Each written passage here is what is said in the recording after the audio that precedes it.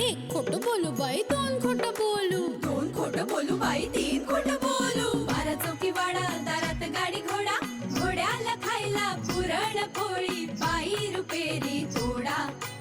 आडबाई आडोनी आडाचं पाणी काढोनी, कळशी भरते सोन्याची सून थोरा मोठ्याची. असं सासर नको ग बाई, नाव नुसतं मोठं, नाव नुसतं मोठं, ज्याचं लक्षण भारी खोट. पैलमा गणेश देवा, माझा खेळ मांडला, करीन तुझी सेवा, करीन तुझी सेवा, मला हवा करतार, चंद्रपोळी चौकडीत माझा संसार. 3 दगडांची चूल फुंकणे निखारे, मुठभर जोंधळात सुख माझे सारे. नांदा सौख्य भरे, नांदा सौख्य भरे, नांदा सौख्य भरे, नांदा सौख्य भरे.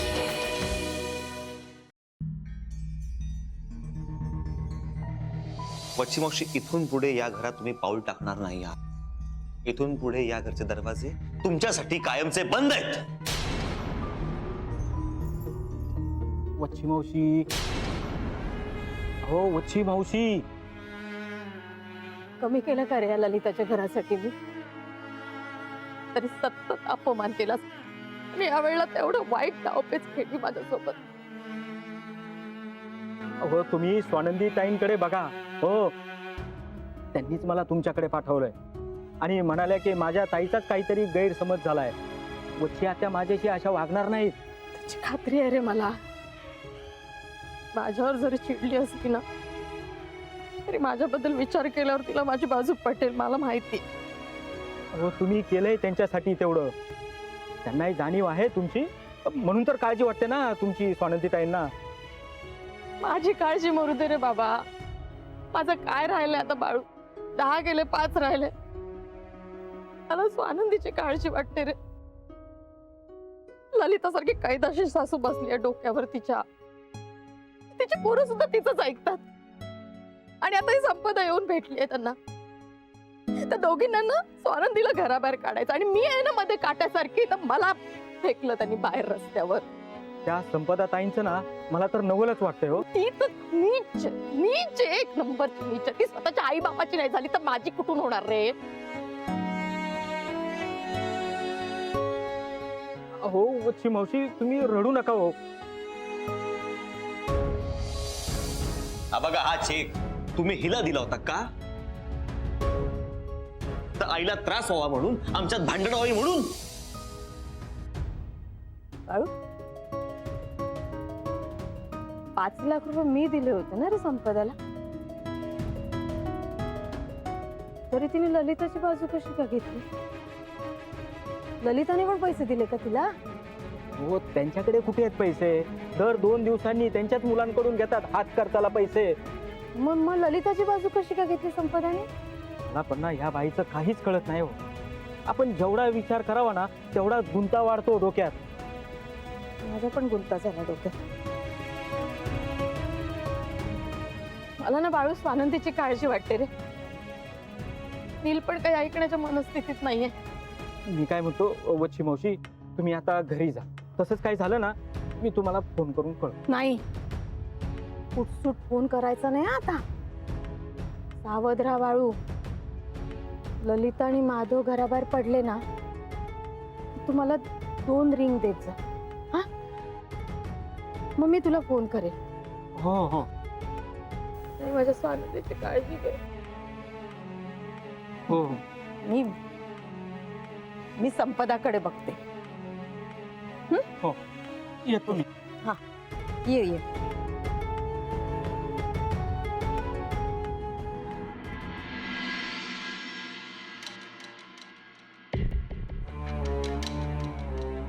आई, मला वाटतंय ताईचा काहीतरी गैरसमज झाला.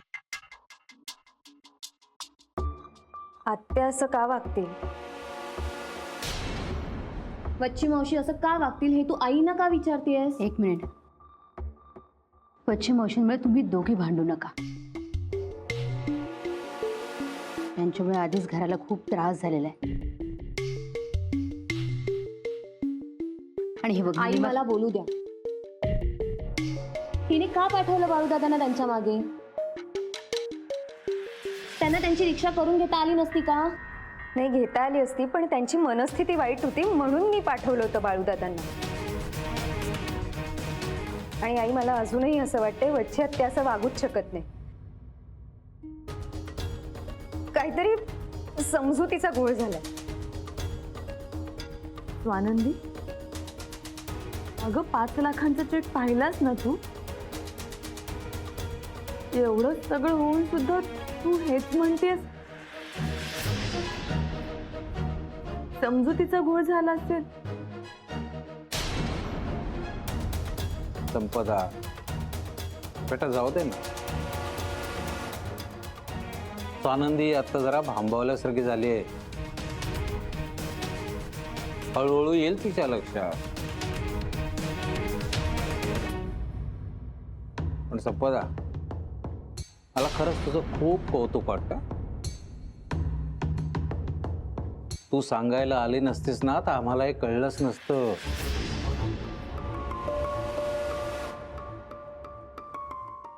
तुझे आभार कसे मानू कळत नाही.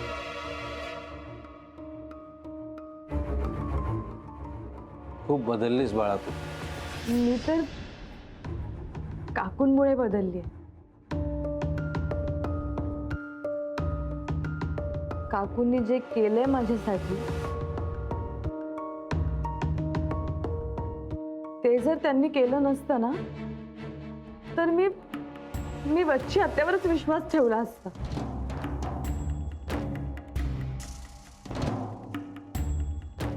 हे ग, माझ्यामुळे काहीच झालेलं नाहीये. तुझ्या घरातले संस्कारच तसे आहेत. आता काही काळापुरती तुझ्या डोळ्यावर पट्टी बांधली गेली होती, पण शेवटी तुझे संस्कारच जिंकले संपदा. आता अशा समजूतदारपणे महेश बरोबर संसार कर.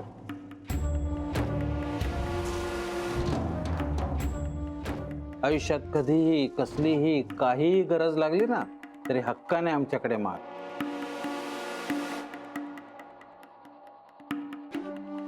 तुझ्यासाठी काहीही करताना आम्हाला आनंदच होईल. तुम्हाला खरंच माझ्यासाठी काही करायचं असेल तर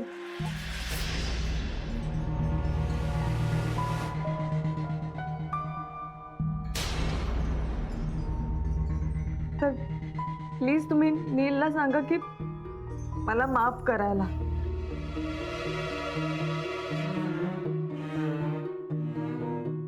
आणि हेही सांगा की माझ्या चुकांची शिक्षा माझ्या बहिणीला नका देऊ. अगं ते तर मी करीनच, आणि तुझे आमच्यावर उपकार केलेस ना त्याची जाण इंद्रनील ठेवेलच. चला येते आता मी. नीट सांभाळून जा हा.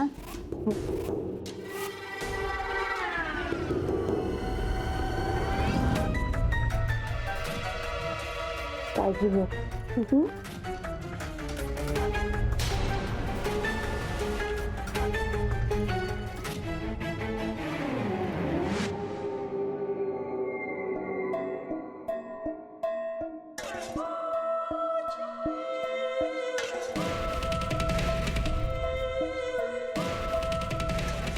तुला वच्छी मावशींची एवढी काळजी वाटली? अगं ही पण तर रडत गेली, तुला हिची नाही काळजी वाटली?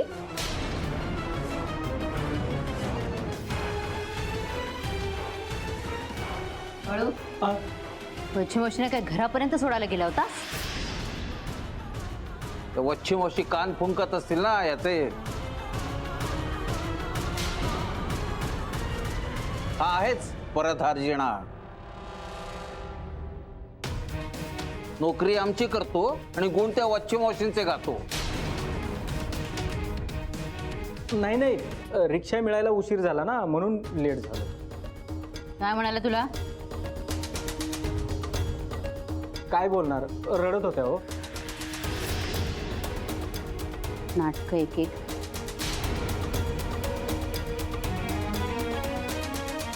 सगळ्या गोष्टींना डोकं दुखायला लागलंय मग चालते. मी पडते बाई जाऊ. हो.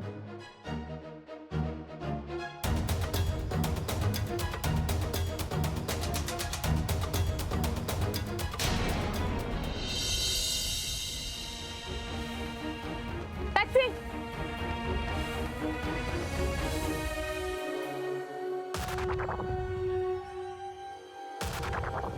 बँड्रा.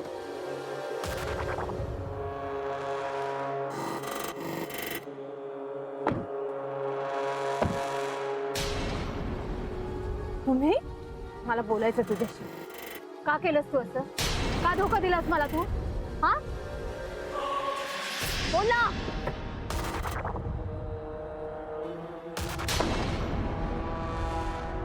माझ्या प्रश्नांची उत्तरं दिल्याशिवाय मी सोडणार नाही तुला. का केलंस तू असं? माझी मर्जी. मी तुमच्या हातातलं खेळणं आहे. तुम्ही जेव्हा चावी द्याल तेव्हा मी नाचायला लागेन. अगं मी पैसे दिले होते ग तुला. उलट उपकार केलेत मी तुमच्यावर. चेक कॅश करून असं नाही वागलं. किती निर्लज्ज आहेस तू. आहेस. मला वठणीवर आणायचा प्लॅन केला होता ना तुम्ही. आता मी तुम्हाला वठणीवर आणलं. सगळ्यांनी खूप अपमान केलेत ना. तुम्ही, ललिता काकू, स्वानंदी, तिघी जणी निशाण्यावर होता माझ्या. आणि मी बरोबर एक घाव 3 तुकडे केले. स्वानंदीनं काय केलं ग तुझं? ठीक आहे आम्ही दोघी बाहेरच्या आहोत, पण ती तर सक्की बहीण आहे ना तुझी. मग मी नातेबिती नाही मानत. मानते तो फक्त पैसा. तुम्ही बाजारात गेलाय आणि 1000ची नोट काढली तर पाहिलंय का 1000ची नोट बदलून 500ची झाली? नाही ना. 1000ची नोट ही 1000ची नोटच राहते. माणसं बदलतात, पैसा नाही. आता नील आणि स्वानंदी आयुष्यभर भांडत राहतील आणि मी त्यांच्यात भांडणं लावत राहते. मी स्वानंदीला सुखाने जगू देणार नाही. तुला काय वाटतं तू जे करतेस मी तुझ्या घरच्यांना सांगणार नाही?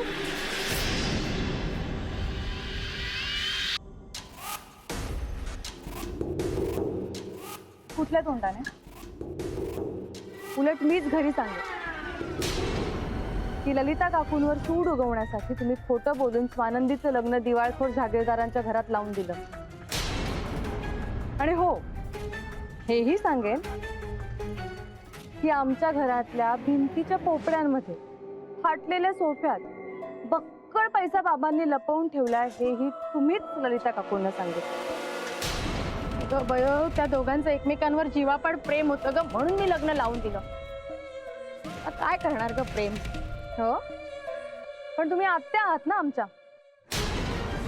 तुम्हाला माहित होतं तुमची भाची चुकीच्या घरातल्या मुलावर प्रेम करते, तरी सुद्धा तुम्ही तिची समजूत काढण्याऐवजी तिला त्या घरात ढकलून दिलं. हो ना. ज्या घरातला तो मुलगा आहे ते घर अत्यंत खोटारड आहे हे माहीत असूनही तुम्ही स्वानंदीचं लग्न त्या घरात लावून दिलं. का नाही सांगितलं आजी आणि बाबाला? तुम्ही यासाठी नाही सांगितलं कारण तुम्हाला ललिता काकूंचा सूड घ्यायचा होता. त्यांनी केलेल्या अपमानाचा बदला घ्यायचा होता तुम्हाला, म्हणून तुम्ही हे सगळं केलं स्वतःच्या स्वार्थासाठी. तुला काय वाटलं तू काही सांगशील आणि तुझ्या घरचे लोक तुझ्यावर विश्वास ठेवतील? हो ते पण आहेच, नाही ठेवणार. थोडं उधळलंय स्वतःला, पण चेक आहे ना माझ्याकडे. तुम्ही दिलेल्या 5 लाखांचा. 5 लाख वच्चे आत्या. ही काही छोटी रक्कम नाहीये आणि तीही तुम्ही मला दिलीत. हे जर घरच्यांना कळलं ना तर काय होईल माहिती आहे ना.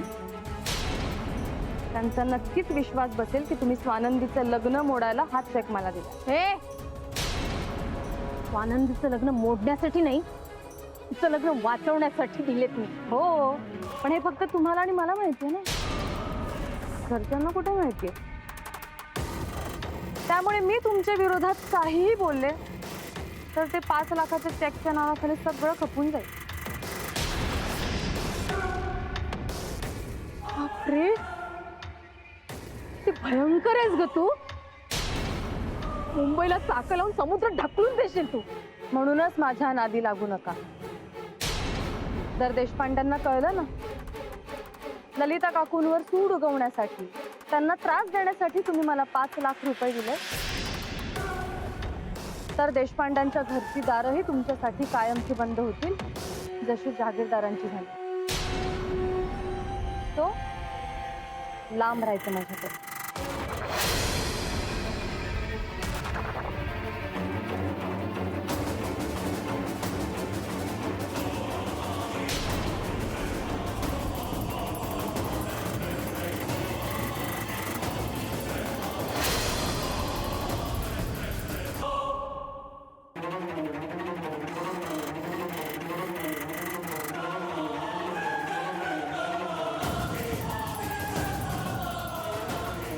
भयंकर आहे.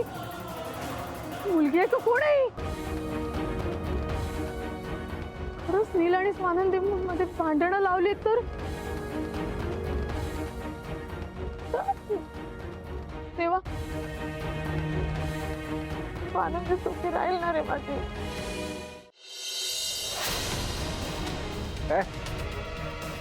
वैसे बऱ्याच खुशीत दिसत आहेत.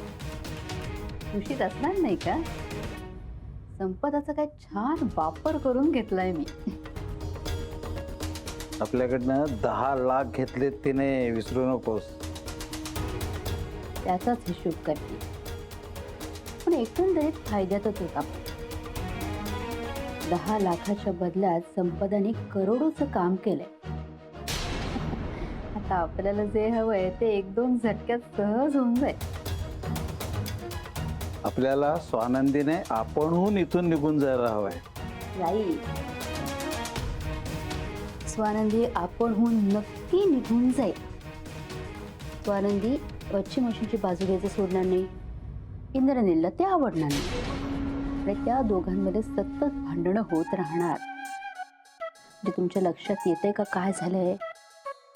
संपदाने वच्ची मावशींवर बॉम्ब फोडला, पण त्या आगीत होरपळणार स्वानंदीचं सुख. जे 10 लाख वसूल, व्याजासहित वसूल. आता त्या दोघांमध्ये जी ठिणगी पडले ना, त्यात हळूहळू पेट्रोल ओतत राहायचं आणि एक दिवस स्वानंदीला घरातनं बाहेर काढायचं. सगळं कसं छान सोपं झालंय.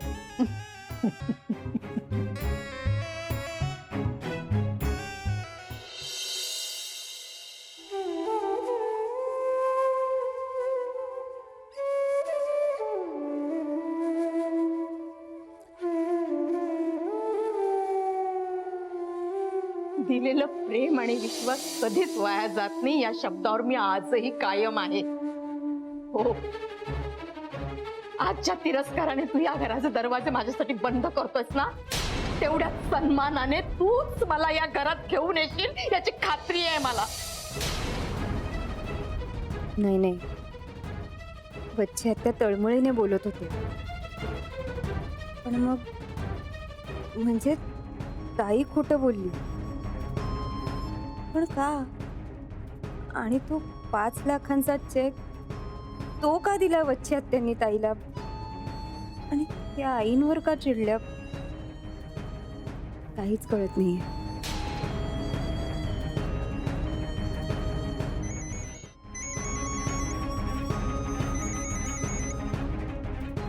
आत्या? हा आत्या बोला.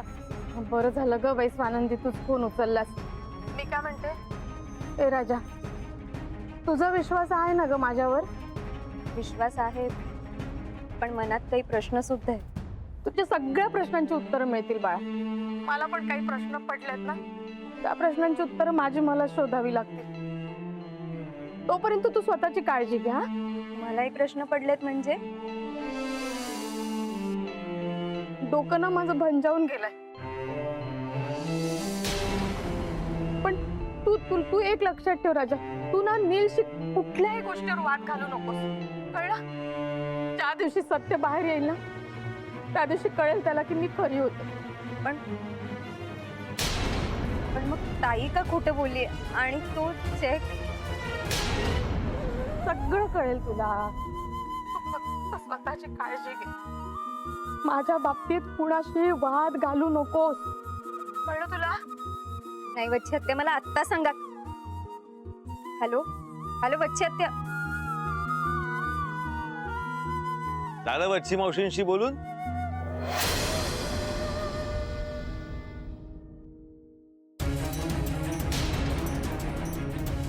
राहिलं असेल तर बोलून घे ना, मी जातो.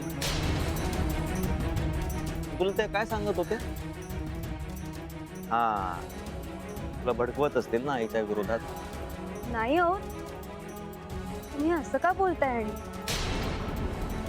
आत्यांनी खूप केलंय आपल्यासाठी.